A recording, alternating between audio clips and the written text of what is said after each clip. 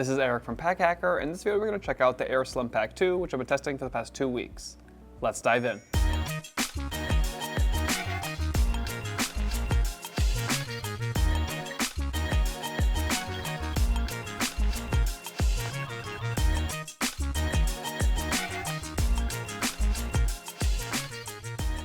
So there are two material choices here. We have the X-Pack version, which is a VX42 X-Pack sailcloth, and there's also a 1680D Cordura ballistic nylon, which is kind of what we're more used to seeing from Air, but we went with the X-Pack this time just to kind of, switch things up, and we kind of know what Cordura is going to do, so it's nice to kind of switch things up every now and then. I will say that this is a lot more water resistant than the Cordura.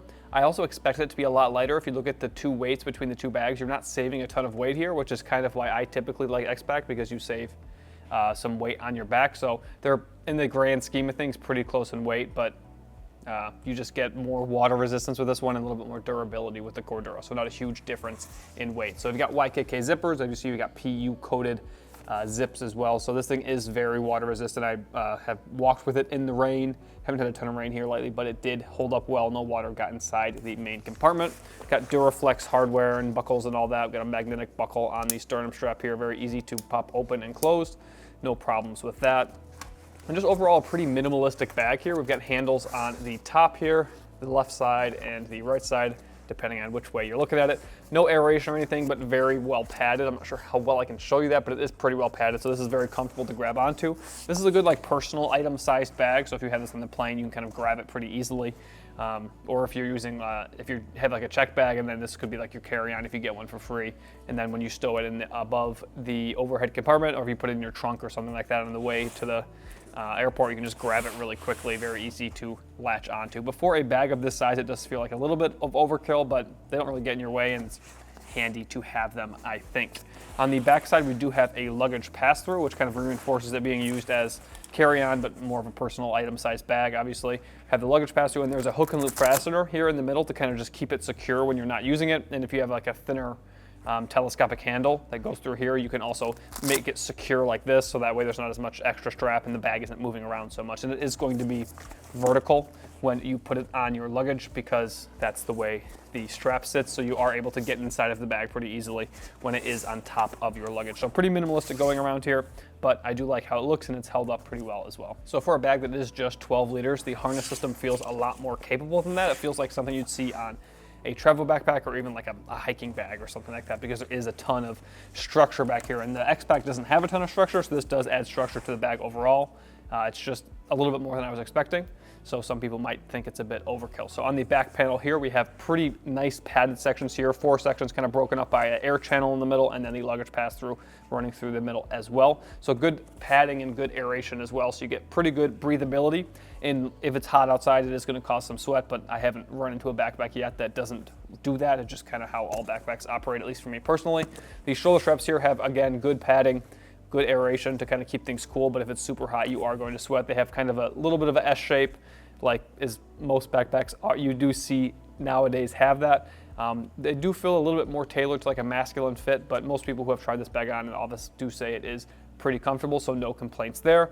Got a sternum strap here that's on a rail, so you can make micro adjustments, but I have noticed it moves around a little bit. So the last time I was wearing this, these actually weren't at the bottom, and I think I left it hooked while I was writing the review that's on our site, and I think it probably just got dragged down or something like that. So you can see the strap is a little bit looped right there too through the strap keeper. So when you have things on a rail, you obviously can't make you can make micro adjustments, but you can't make sure it doesn't move around. So that's just something to think about. I do appreciate the elastic on the sternum strap though. So overall, very comfortable. It just feels like a little bit much for a 12-liter backpack. If you're finding this helpful, make sure you throw a like on the video, drop a comment down below about what you would do with this pack, and subscribe to the channel so we can continue making content like this to help you travel smarter. So I will acknowledge the sternum strap is very close to the mic right now, but this is where I typically would wear it, but I'm going to lower it just a smidge so it's not as close to the mic and won't knock it. So as you can see, again, for a 12-liter backpack, this is a pretty big footprint, and there's just a lot of materials. So it's yes, you're probably getting that 12 liters, but there's just a lot of padding and organization and just extra materials that make this feel like a much bigger bag. I've worn probably close to 18 to 20-liter backpacks that feel very similar in footprint and just overall size, and obviously I can fit a lot more gear inside of an 18 to 20-liter backpack than I can in a much smaller backpack like this, but it is very comfortable. So if comfort is your top priority, this is going to be able to let you carry your laptop and a bunch of tech and stuff like that in a comfortable package, but it's just for the actual capacity, you are getting a lot more beef than maybe you're used to. But again, it's very comfortable, so I can't knock that at all. So I've got just one secondary compartment. It's on the top of the bag up here. So inside of there right now, I've just got my phone stowed. It is a pretty good sized pocket. It's our only secondary compartment, so this is where all your quick access gear should go. So you can see we've got the orange interior, but it comes down to about right here. So you got a pretty good space. I've been able to fit phone, wallet, and sunglasses in there at the same time. So a pretty good sized pocket. It's where you're gonna put all of your quick access gear, maybe a snack or something like that. You can even put a very packable, very packable jacket depending on how warm of a jacket you need. But it is the only secondary compartment, so that's where you should probably put all of your stuff you want to have quick access to. And then we have the main compartment, which has 2 zippers, so you can kind of leave them wherever you want to leave them, which is a nice perk. I've got kind of an awkward amount of gear stored inside of here right now. So with the Cordura model, you probably won't notice as much bulging because the Cordura is going to be a little bit more structured than the X-Pack is. So that's something to keep in mind as well. So when you open it here, we do have quite a bit of organization for such a small bag, but not as much organization as I've seen from other airbags, if that makes sense. So I've got some bigger gear inside of here that I typically carry, but it also illustrates the X-Pack just being a little bit easier to manipulate than the Cordura. So a big old pair of Audio-Technica headphones. Now that I've got those out of there, you can see a little bit more of the organization. We have a big liner pocket on the lid here. It's just where I have my laptop charger. So I'm trying to yank it out. The brick is kind of stuck between other gear down there at the bottom. So I got my laptop charger down there at the bottom. There is a zippered pocket here, which is nice for locking things down. This is the only zippered compartment inside the main compartment, so you can stow stuff inside of here. I've just got a battery bank in there right now.